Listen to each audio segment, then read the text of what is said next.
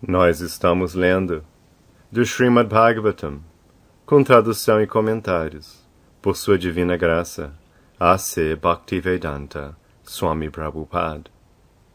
Canto 1, capítulo 15, verso 30.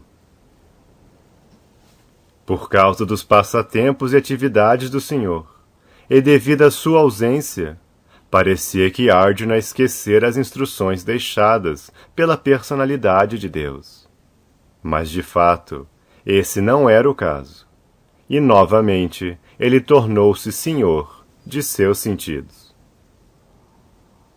Significado: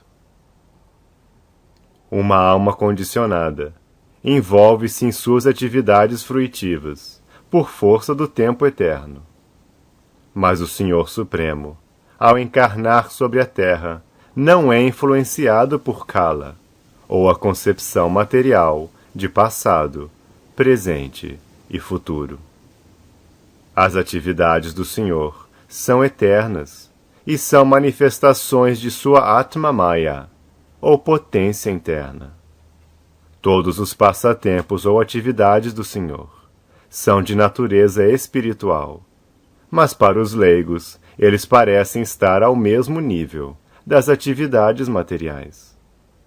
Parecia que Arjuna e o Senhor estavam ocupados na guerra de Kurukshetra, assim como o outro grupo estava ocupado. Mas, de fato, o Senhor estava executando sua missão de encarnação e associação com seu amigo eterno, Arjuna.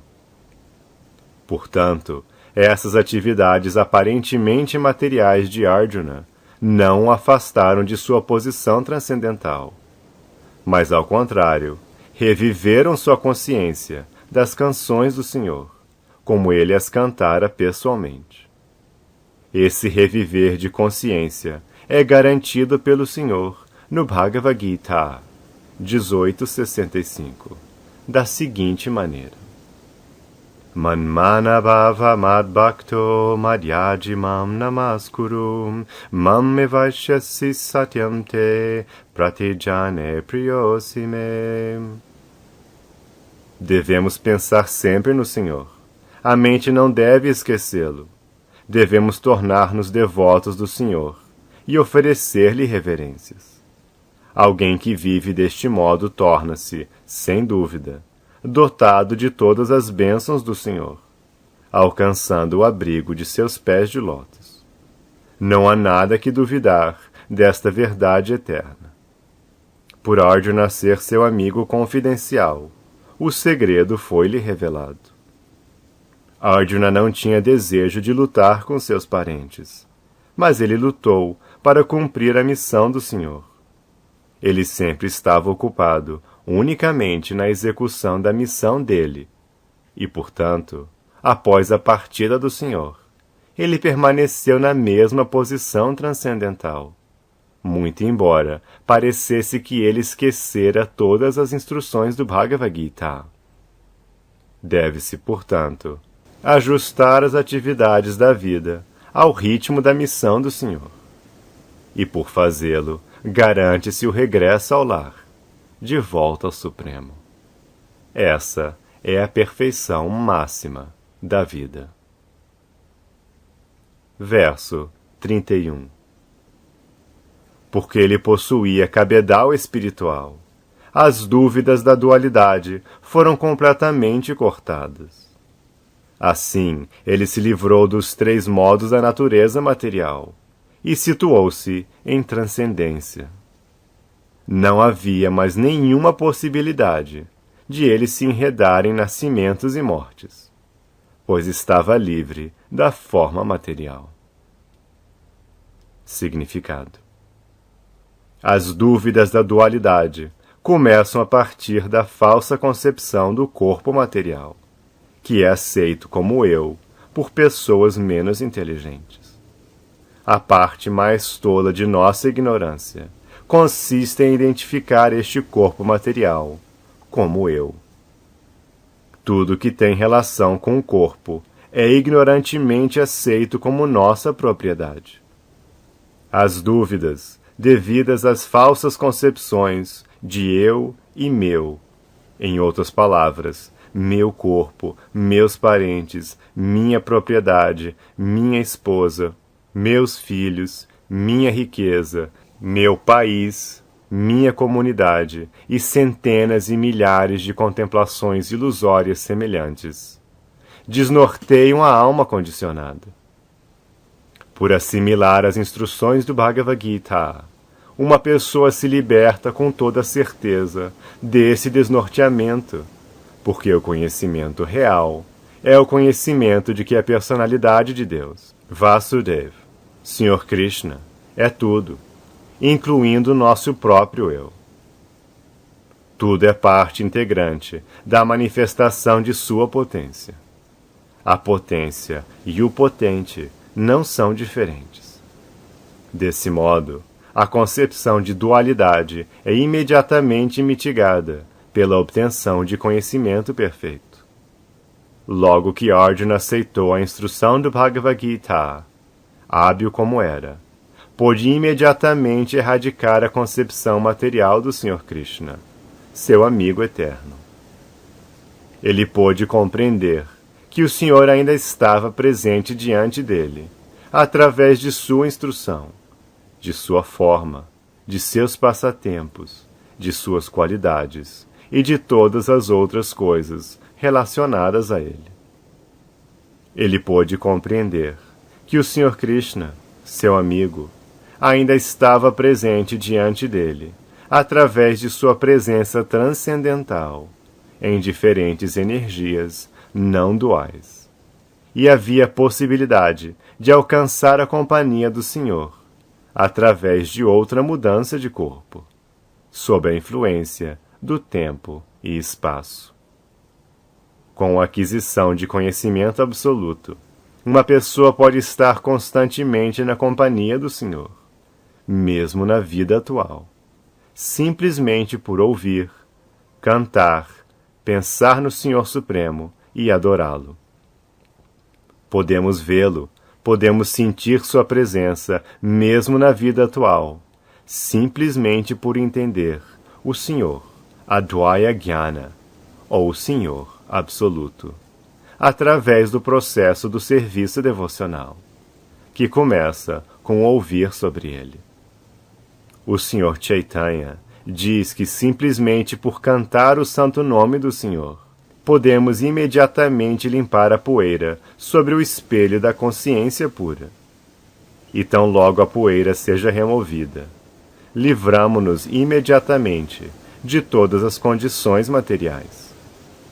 Livrar-se das condições materiais significa liberar a alma. Portanto, tão logo nos situemos em conhecimento absoluto, nossa concepção material de vida é removida, ou emergimos de uma falsa concepção de vida.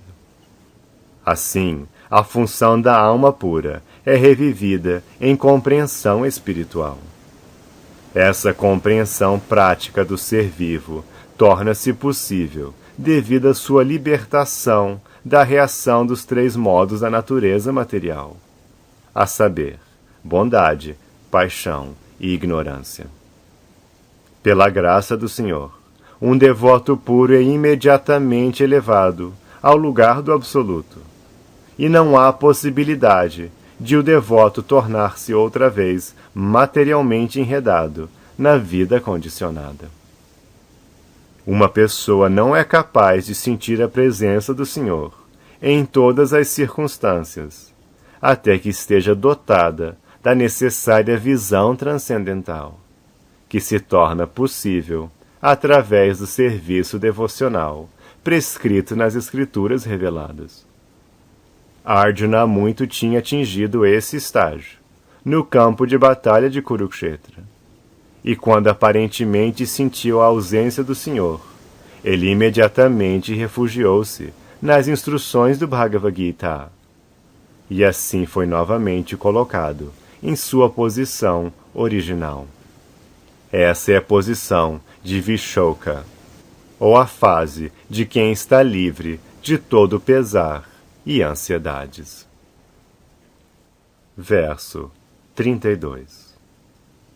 Ao ouvir sobre o regresso do Sr. Krishna à sua morada, e ao entender que se findara a manifestação terrestre da dinastia Yadu, Maharaj Yudhishthira decidiu voltar ao lar, voltar ao Supremo.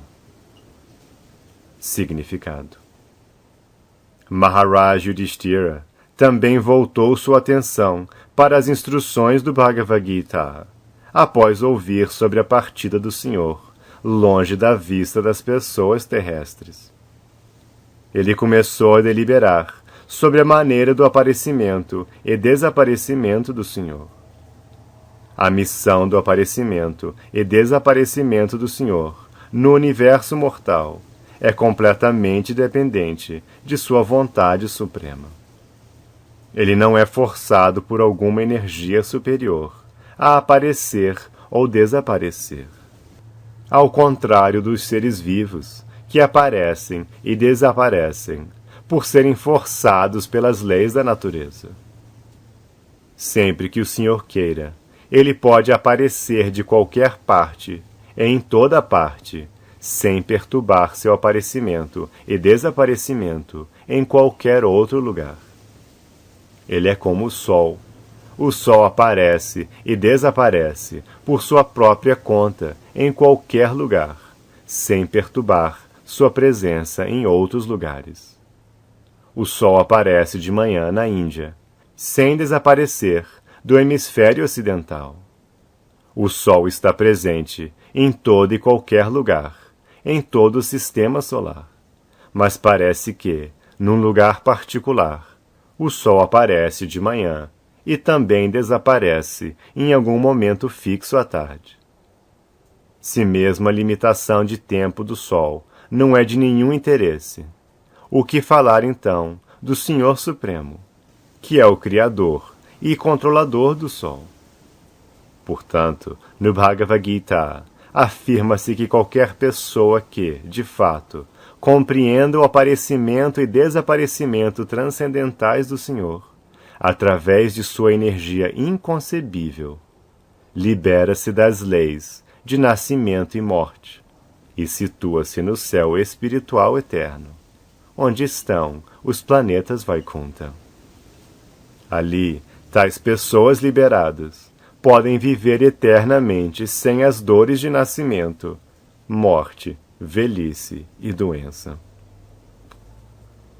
No céu espiritual, o Senhor e aqueles que estão eternamente ocupados em transcendental serviço amoroso ao Senhor são todos eternamente jovens, porque não há velhice, nem doença, nem morte. Por não haver morte, não há nascimento.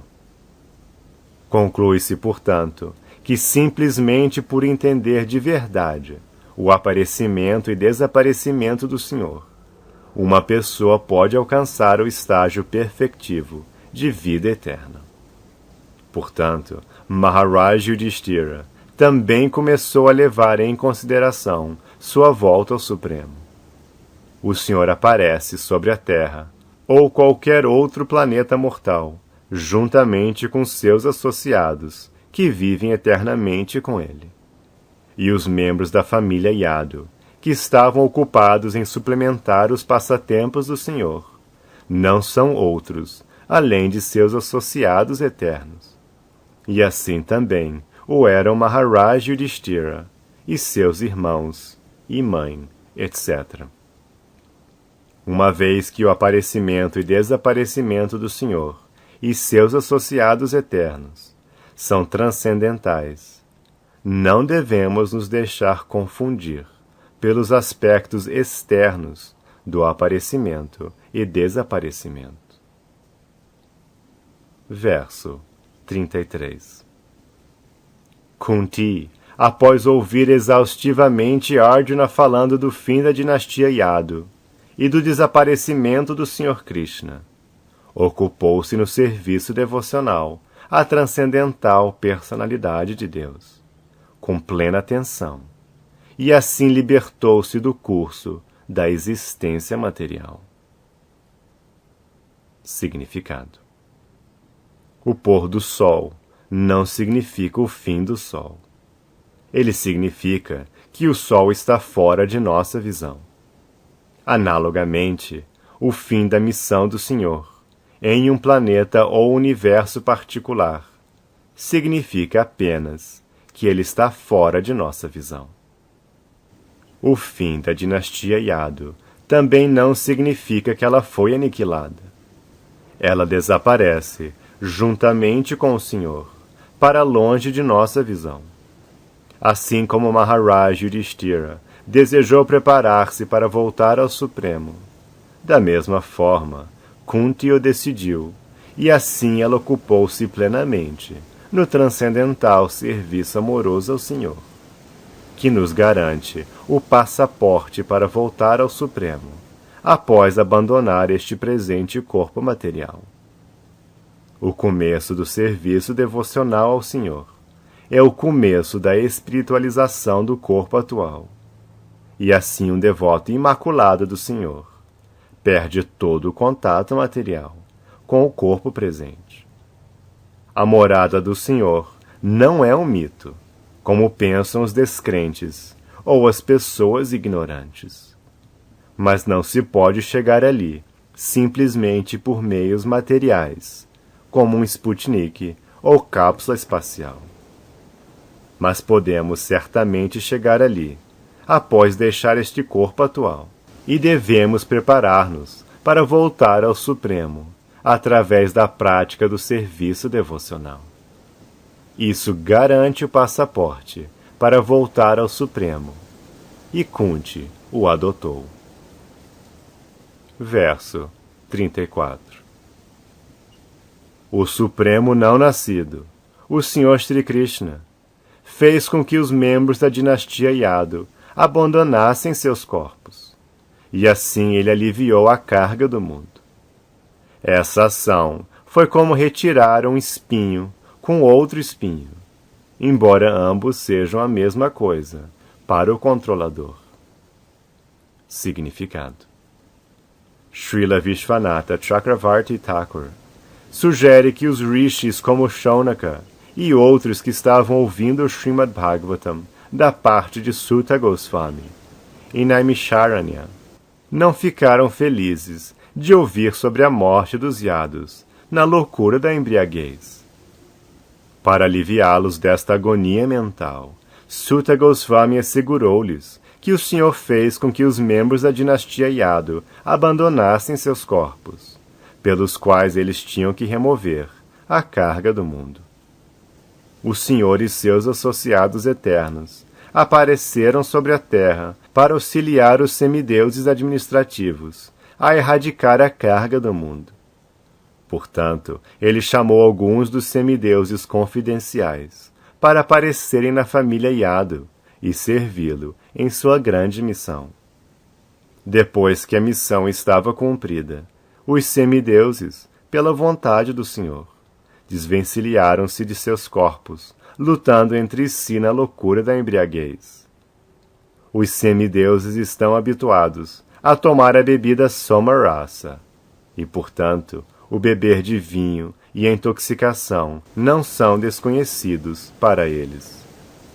Às vezes, eles eram postos em apuros por se permitirem a embriaguez. Certa vez, os filhos de Kuvera provocaram a ira de Narda por estarem embriagados. Porém, mais tarde, eles recuperaram suas formas originais, pela graça do Senhor Sri Krishna. Encontraremos essa história no 10º canto. Para o Senhor Supremo, tanto os Asuras quanto os semideuses são iguais. Mas os semideuses são obedientes ao Senhor, ao passo que os Asuras não o são. Portanto, o exemplo de tirar um espinho com outro espinho é inteiramente apropriado. Um espinho que espicaça a perna do Senhor é certamente perturbador para o Senhor. E o outro espinho que extrai os elementos perturbadores certamente presta serviço ao Senhor. Assim, embora todo ser vivo seja parte integrante do Senhor, ainda assim, alguém que seja um espinho para o Senhor é chamado de Asura, e alguém que seja servo voluntário do Senhor é chamado de Devata, ou semideus. No mundo material, os Devatas e Asuras estão sempre em luta, e os Devatas sempre são salvos das mãos dos Asuras pelo Senhor. Ambos estão sob o controle do Senhor. O mundo está repleto de ambos os tipos de seres vivos. E a missão do Senhor é de sempre proteger os Devatas e destruir os Asuras, sempre que haja tal necessidade no mundo, e para beneficiar a ambos. Verso 35. O Senhor Supremo abandonou o corpo que manifestara para diminuir a carga da terra. Assim como um mágico, ele abandona um corpo para aceitar outros diferentes, tais como a encarnação como peixe e outras. Significado: o Senhor Supremo, a personalidade de Deus, não é impessoal nem sem forma, mas seu corpo não é diferente dele, e, portanto, ele é conhecido como a corporificação da eternidade, conhecimento e bem-aventurança. No Brihad Vaishnava Tantra, menciona-se claramente que qualquer pessoa que considere a forma do Sr. Krishna como feita de energia material deve ser colocada no ostracismo de qualquer modo. E se por acaso o rosto desse infiel é visto por alguém, esta pessoa deve limpar-se, mergulhando no rio com suas roupas. O Senhor é descrito como Amrita, ou imortal, porque ele não tem corpo material. Sob tais circunstâncias, a morte ou abandono de corpo por parte do Senhor é como a prestidigitação de um mágico. O mágico mostra, através de seus truques, que ele é cortado em pedaços, reduzido a cinzas ou feito inconsciente por influências hipnóticas. Mas todas essas coisas são apenas ilusionismo. Na verdade, o próprio mágico não é reduzido a cinzas nem cortado em pedaços. Tampouco é morto ou inconsciente em algum estágio de sua demonstração de mágica. Analogamente, o Senhor tem suas formas eternas, de variedade ilimitada, das quais a encarnação de peixe, como foi exibida dentro deste universo, é uma delas. Porque há inúmeros universos, e em algum lugar a encarnação de peixe deve estar manifestando seus passatempos sem cessar. Neste verso, é usada a palavra particular date, eternamente aceito, e não a palavra datwa, aceito para a ocasião. A ideia é que o Senhor não cria a encarnação de peixe. Ele tem essa forma eternamente, e o aparecimento e desaparecimento de tal encarnação serve a propósitos particulares. No Bhagavad Gita 7:24 a 25, o Senhor diz: os impersonalistas pensam que eu não tenho forma, que sou amorfo, mas que por agora aceitei uma forma para servir a um propósito e agora sou manifesto. Mas esses especuladores são, na verdade, desprovidos de inteligência aguda. Embora sejam bons acadêmicos nas literaturas védicas, eles são praticamente ignorantes de minhas energias inconcebíveis e de minhas formas eternas de personalidade. A razão é que eu me reservo o poder de não me expor aos não-devotos, através de minha cortina mística. Os tolos menos inteligentes, portanto, não têm conhecimento de minha forma eterna, que nunca se destina a ser aniquilada e que é não nascida. No Padma Purana está dito que aqueles que são invejosos e sempre irados com o Senhor são inaptos para conhecer a verdadeira e eterna forma do Senhor. No Bhagavatam também se diz que o Senhor parecia um raio para aqueles que se mostravam provocadores. Shishupala, no momento de ser morto pelo Senhor, não pôde vê-lo como Krishna, sendo ofuscado pelo fulgor do Brahma Jyoti. Portanto, a manifestação temporária do Senhor, como um raio para os combatentes contratados por Kamsa, ou o aparecimento esplendoroso do Senhor diante de Shishupala, foram abandonados pelo Senhor. Mas o Senhor, como um mágico, existe eternamente e nunca é aniquilado em nenhuma circunstância. Essas formas são temporariamente exibidas apenas para os asuras, e quando tais exibições são recolhidas, os asuras pensam que o Senhor não existe mais. Assim como a plateia tola pensa que o mágico foi reduzido a cinzas ou cortado em pedaços. A conclusão é que o Senhor não tem corpo material, e por isso ele nunca está sujeito a ser morto ou mudar seu corpo transcendental. Verso 36.